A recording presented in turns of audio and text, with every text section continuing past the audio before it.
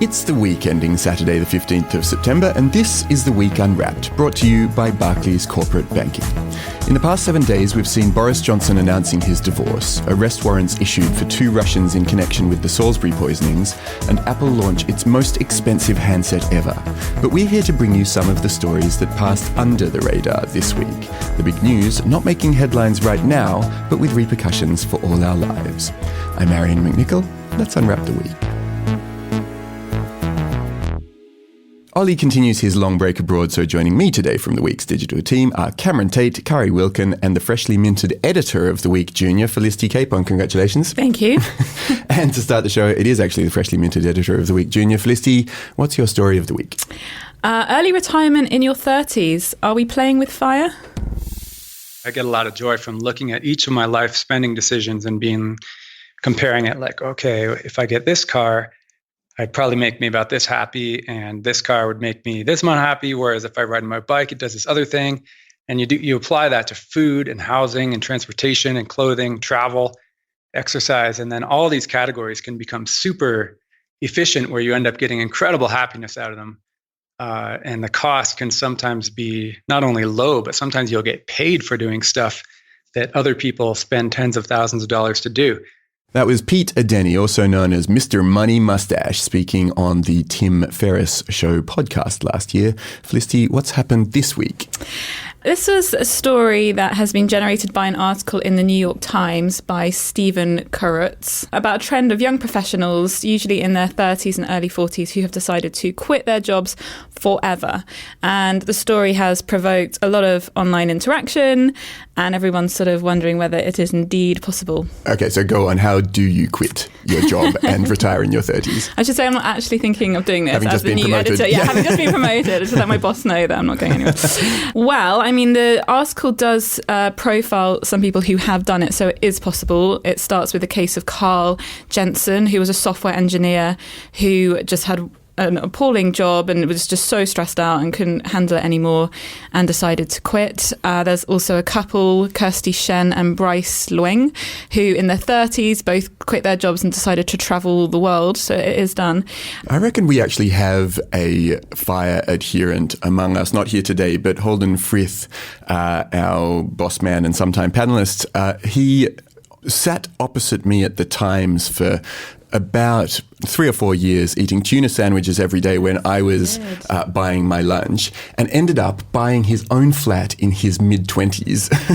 So it can be done, right? Yes, the FIRE movement stands for Financial Independence, Retire Early. The idea is extreme frugality. You're hacking down on your finances to such an extent that you can live off what you've made up until that point. But they do make the point you've got to be really good with your numbers. It's for numbers people.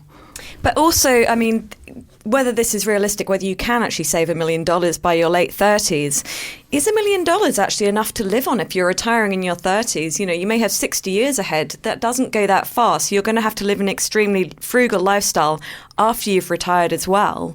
And even then, it may not be enough because particularly, for example, in the US, you won't be getting the benefits that you'd get as a worker, such as medical insurance, this sort of thing.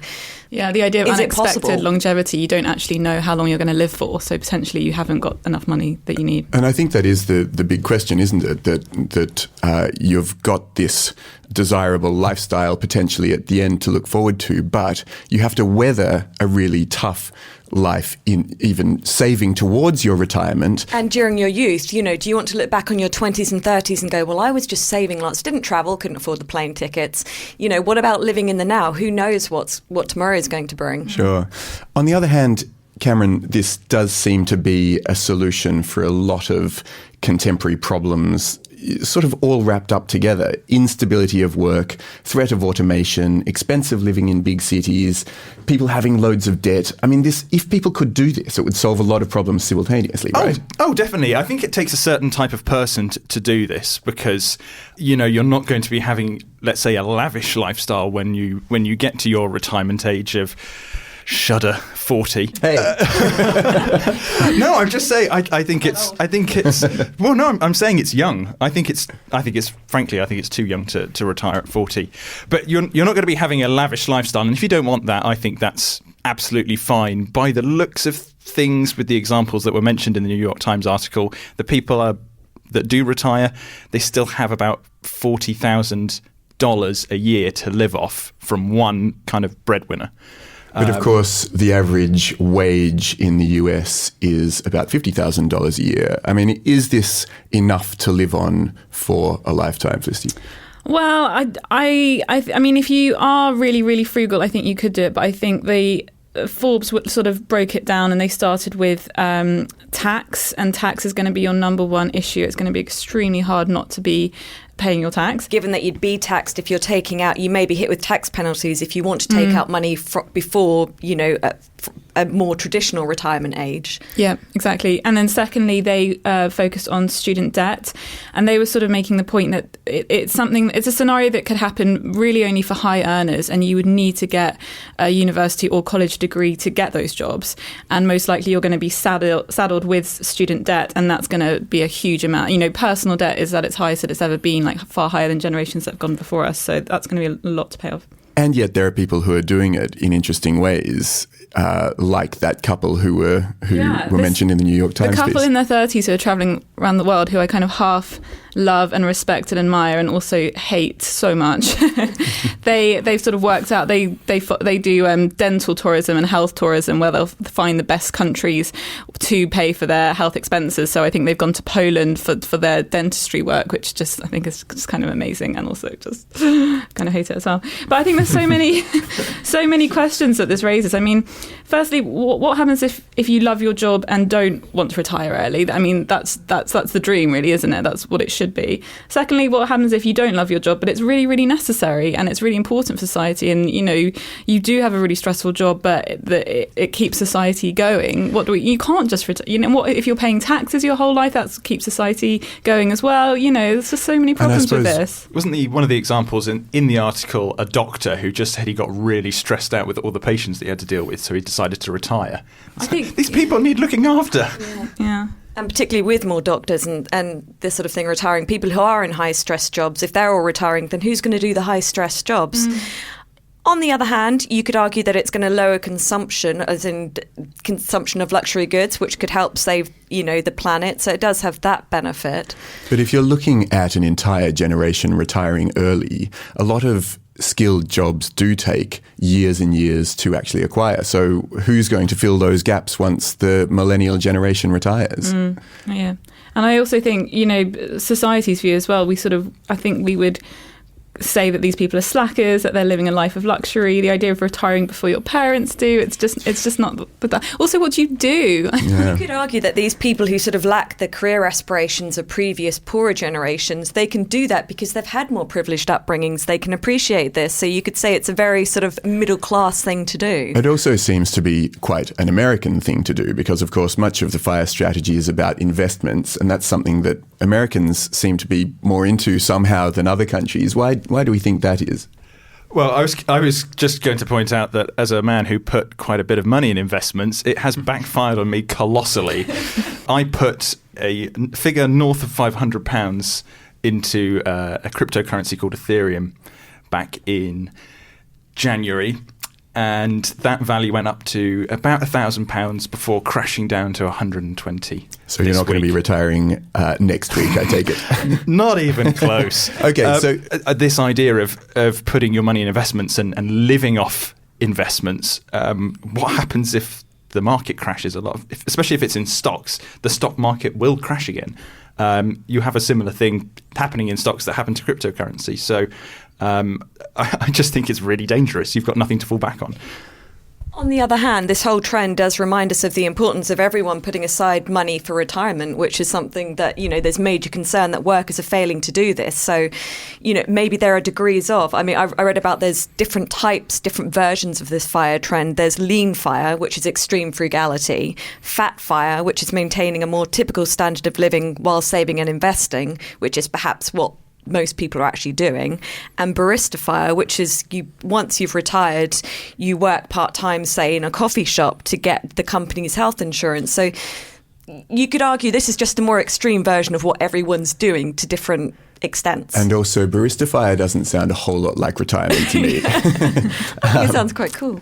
So look, Felicity, all of the statistics show retirement ages going up rather than down. Do you expect that we're now at a turning point and we might start to see that change, that people will start retiring younger and younger? I don't think so, really. I think it's an interesting idea, and it's one that obviously provokes a lot of reaction and talk and speculation, but I can't see seriously like whole swathes of people doing this. And I think retirement ages is going to keep on steadily rising, and that's just the way it will be, I'm afraid. So we can all look forward to doing this podcast for another 50 years. Yeah. So next up, Cam, it's you this week. What do you think this week will be remembered for? It'll be remembered for the tech that's making waves to clean up our oceans. 1.8 trillion pieces of plastic float at the surface of the Great Pacific Garbage Patch. Here, the ocean cleanup is deploying the world's first technological solution to this growing problem. The principle behind it is simple. Create a coastline where there are none. Concentrate the plastic and take it out. The system consists of a 600-meter-long floater and a 3-meter deep skirt attached below. The floater provides buoyancy to the system and prevents plastic from flowing over it, while the skirt prevents smaller particles from escaping underneath. That was a promotional video by a company called The Ocean Cleanup, released back in July. Cameron, what's the story this week? Well, this week, the Ocean Cleanup Project has launched its first high-tech device, I would probably say is the best way of describing it, to help clean up something called the Great Pacific Garbage Patch, which is about 1,000 miles off the coast of San Francisco. Okay, so the Great Pacific Garbage Patch.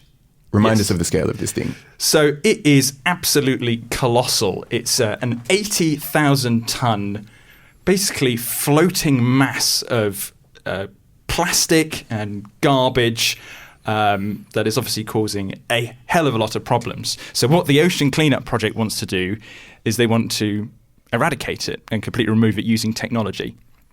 So they've just released their first system, 001, which will hopefully remove just 55 tons of that by itself. But over the next 5 years, they hope to launch 60 versions of this system to remove 50% of the garbage patch. Yeah, and I read that their long-term ambition is to ultimately try to remove 90% of the plastic that's in the ocean, which seems at least a laudable aim, if not necessarily something that has been proven just yet. Kari, one of the unforeseen effects of wind farms and the introduction of wind farms was on bird populations. What about marine life around this barrier? Is there going to be a kind of negative impact that happens there? Yeah, that's the thing. They do say, the people who are going to then be collecting the rubbish from these cleanup systems and then taking it ashore for recycling, they say they're going to check to ensure that no sea life has got caught up in it. But as critics point out, you're going to have barnacles and plankton attaching to this massive thing, which is going to surround this garbage patch, which is 3 times the size of France, to put that in perspective.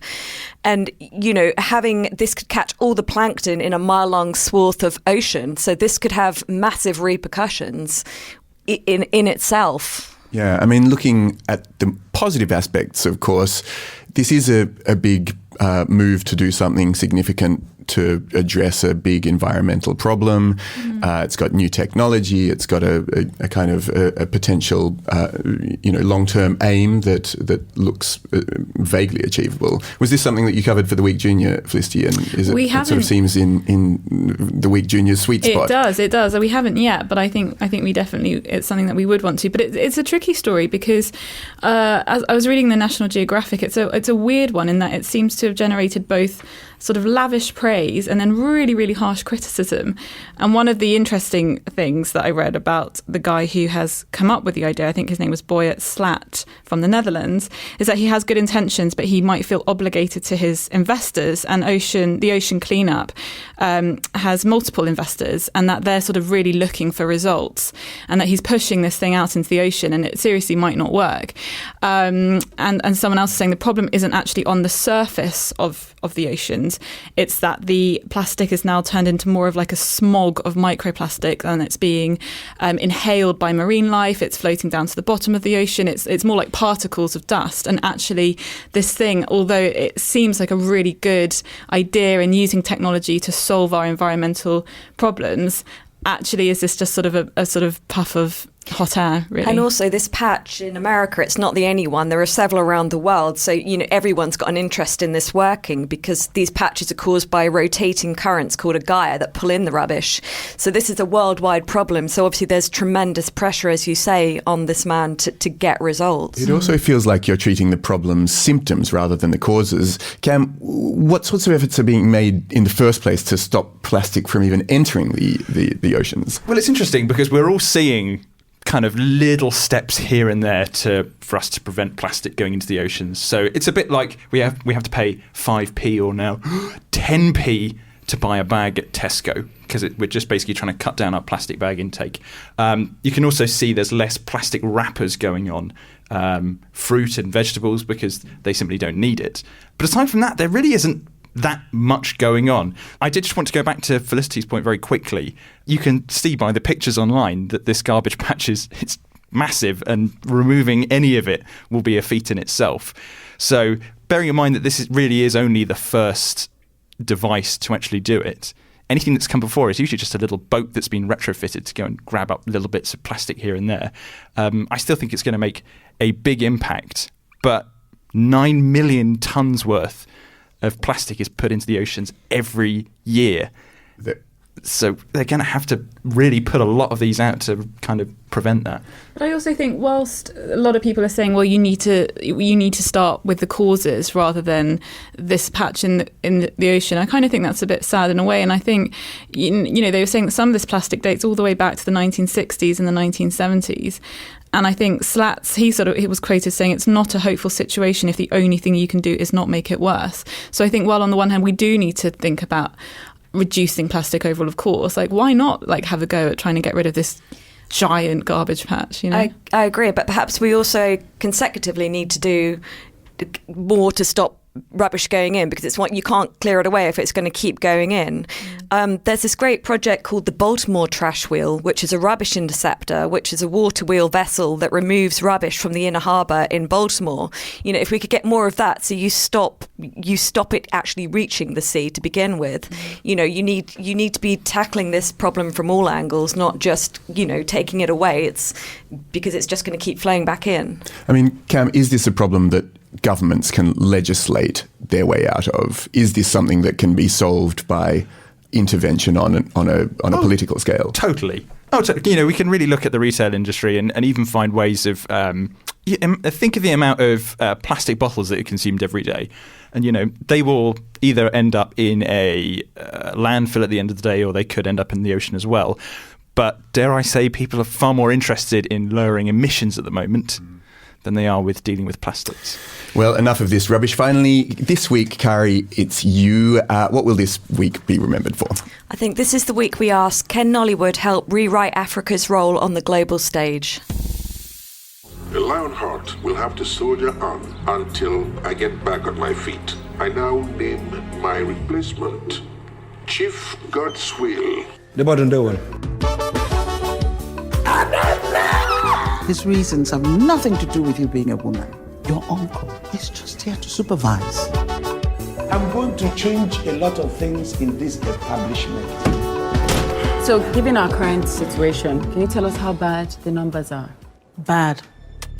Lionheart is in severe debt. 950 million naira.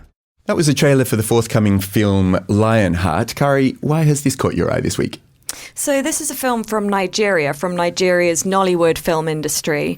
It's about a young woman who's trying to save her family's bus firm and in a male-dominated industry and the challenges she faces.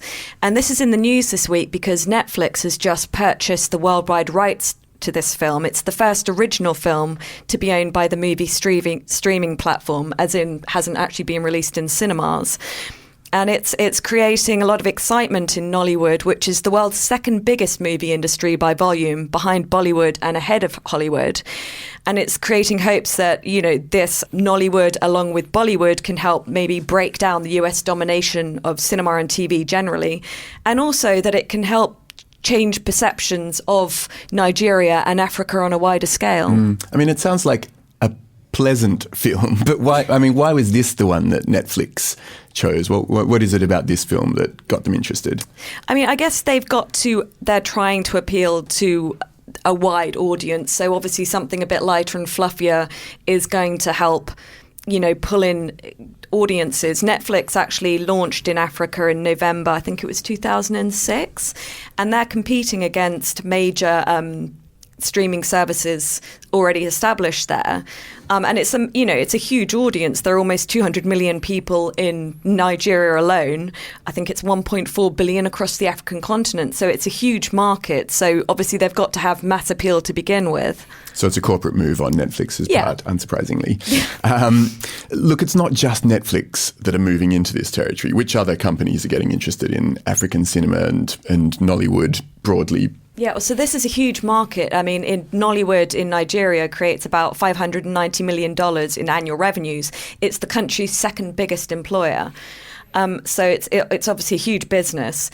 iRocco TV, which has been dubbed the Netflix of Africa, is the first major streaming service offering Nollywood content. So there's a kind of a competition has been launched. More and more major companies are realizing what a huge stream of revenue this could be. And yet this isn't yet Netflix creating its own content the way that they have done in the UK, in China, in France and other places.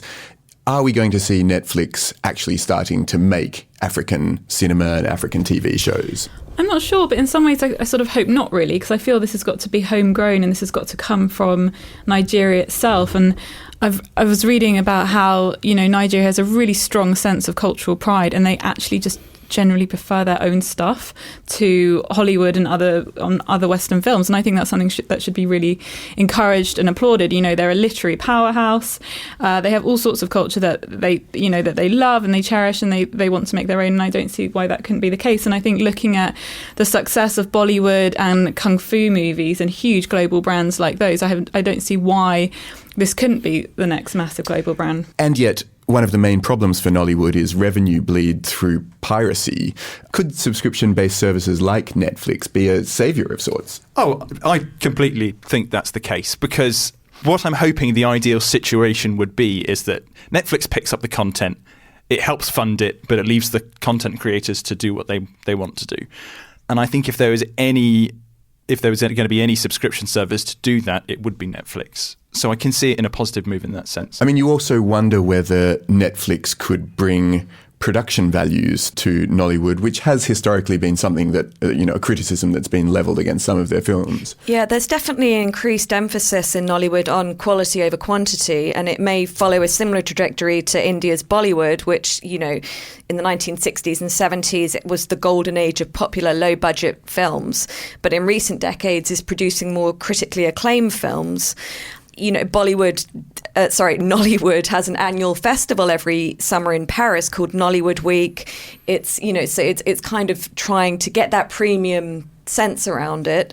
Nollywood films actually became valid for Oscar nominations in 2015, so it is beginning to be taken more seriously by the industry, albeit that it hasn't actually won an Oscar yet, but neither actually has Bollywood. Individually, Indian actors have, but there's never been a Bollywood thing, so maybe that says more about the Oscars. Have any of you used Netflix to open your cinematic horizons and watch films from other parts of the world that you wouldn't otherwise? I have. I've actually watched a TV show through. So my partner's Thai.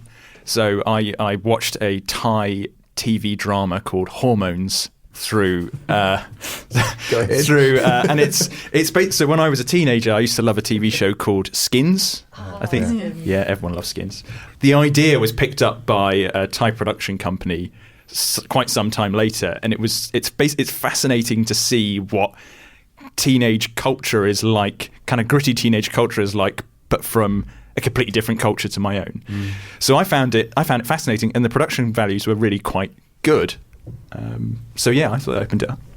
I'm a big fan of the Scandi thrillers. I was just about to say that they, because there was a huge trend, about a year ago, wasn't there? And that was very much down to streaming services. And I think they were great. The quality of those, and I mean, they were all, subtitles, which I think the American audiences didn't like, did they? Because I think they remade them with, says a lot, really. But I think, that's for me, that's proof that you can easily, be attracted to dramas that come from different parts of the world. And it was just so good. I haven't seen anything like those for ages. And there's a lot of good Spanish sort of sci-fi dystopia style series coming out. And I think in a way that's why I would be, because I actually must admit I hadn't heard of Nollywood, which is a really shocking admission to make, but I would be interested in seeing films come out of Nigeria, because I think a lot of people probably would have a very stereotypical view of what life in an African country is like, and this sort of fear of it being like poverty porn and, all this terrible stuff going on. And actually, I'm sure, I was reading actually, there are loads of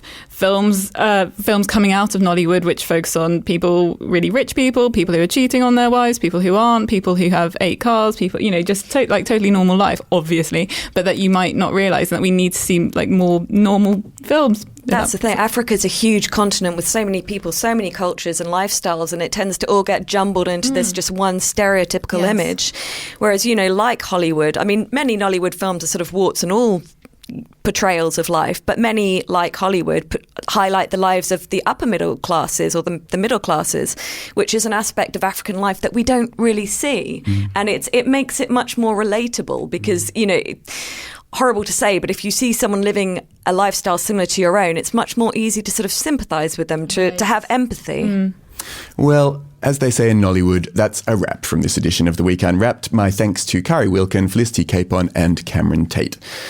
We are at Week Unwrapped on Twitter if you fancy telling us what you think of this week's show. And if you really like the podcast, you can write a review on Apple Podcasts, which really helps others find us. Stay subscribed to hear Business Unwrapped. That's our series of bonus stories brought to you by our sponsor, Barclays Corporate Banking. And if you're not subscribed, please feel free to do so now. Search for The Week Unwrapped on your podcast app of choice. I've been Arion McNicoll. Our music is by Tom Morby. The producer is Matt Hill at Rethink Audio. Until we meet again to unwrap next week, goodbye.